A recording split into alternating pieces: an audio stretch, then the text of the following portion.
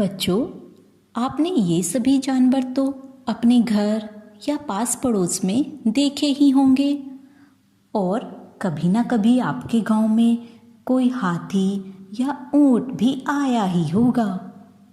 लेकिन क्या आपने कभी इन जानवरों को अपने गांव, जंगल या किसी चिड़ियाघर में देखा है? नहीं देखा होगा, क्योंकि ये सभी जानवर अब इस दुनिया से खत्म हो गए हैं। पता है कैसे? बच्चों, आज से बहुत साल पहले घने जंगल हुआ करते थे, जिनमें तरह तरह के पेड़ पौधे और वन्य जीव पाए जाते थे। लेकिन जैसे जैसे जनसंख्या बढ़ती गई, हमने खेती करने व मकान बनाने के लिए इन घने जंगलों को काटना शुरू कर दिया, जिस कारण सुरक्षित स्थान, भोजन और पानी की कमी से वन्य जीवों की संख्या भी कम होने लगी। पशु पक्षियों की कुछ प्रजातियां तो पूरी तरह समाप्त ही हो गई हैं। इन्हें विलुप्त प्रजातियां कहते हैं। डायनासोर, लाल पांडा, डोडो पक्षी, लाल तोता आज पूरी तरह समाप्त हो गए हैं।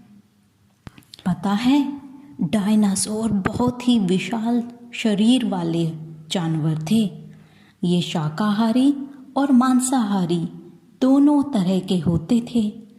डायनासोर पर जुरासिक पार्क नाम से एक फिल्म भी बनी है।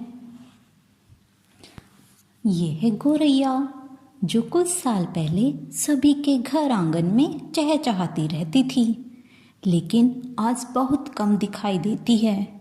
गोरैया को बचाने के लिए हर साल 20 मार्च को विश्व गोरैया दिवस मनाया जाता है।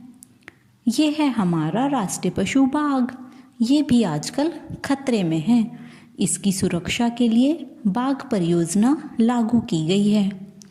इनके साथ साथ गिद्ध, शेर, काला हिरण, बारहसिंगा, कछुआ, इन सभी की प्रजातियां भी खत्म होने की कगार पर हैं और इन्हें संकटग्रस्त प्रजातियां कहते हैं। बच्चों, ये है एक बुक, लेकिन ये आपके स्कूल की बुक नहीं है।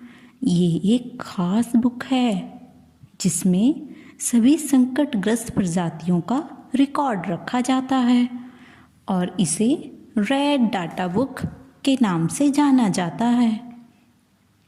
वन्य जीवों को बचाने के लिए सरकार ने कानून बनाकर जानवरों की खाल, दांत, हड्डी, सींग के अवैध व्यापार पर रोक लगा दी है।